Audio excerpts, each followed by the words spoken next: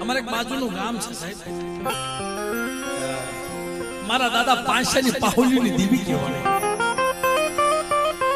આવી રીતના પાસે કાંઈ ન મળે, દાંતે ફોડવા દાણો ન મળે.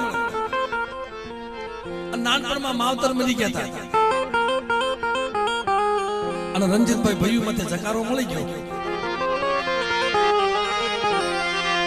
નાનપણમાં એ માવતર મરી ગયા મારી નાથ, જન ભયું માથે જકારો મળી ગયો.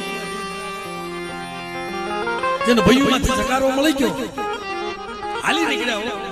ક્યાં જાવ? બહુ મોટી વાત છે સાહેબ. આ તો હાલતા હાલતા હાલતા હાલતા થોડોક સમય થયો ને, મોટા થયા. દેવી સાંભળી.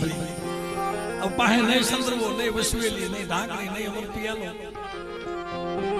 કેમ દેવીના દર્શન કરવા?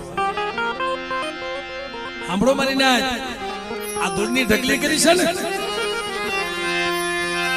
કેમ દેવીના દર્શન કરવા મારી નાથ? પાસે કાય ન મળે.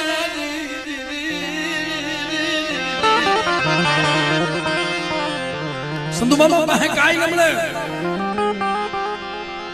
દઈ દેવી કીધું મારા પાસે સાંભળ, કાય નથી ને એટલે મને સમાજ કે મારી નહીં વસવેલી, નહીં સંદર્ભો, નહીં અમર પિયાલો, નહીં ઢાંકણી. મારે પિયાલો શેનો કરવો? મારા જનાવરને રે શેનો દેવો?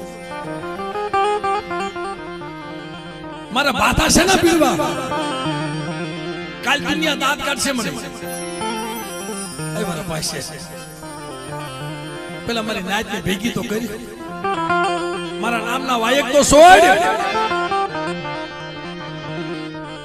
કે મારી દઈ કે દાદા તોડને ખોબે પી જા.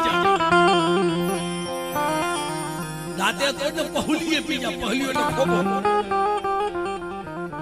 જો મારા પાસે ખાઈ ખમાની ન કરું ને, તે તારા ભાગલે દેવી ન મળે. આવ મારી નાચ ભેગી થઈ. હાલો હાલો, જેને માહે નહીં સસરવો નહીં વસી જને મારી નાચ.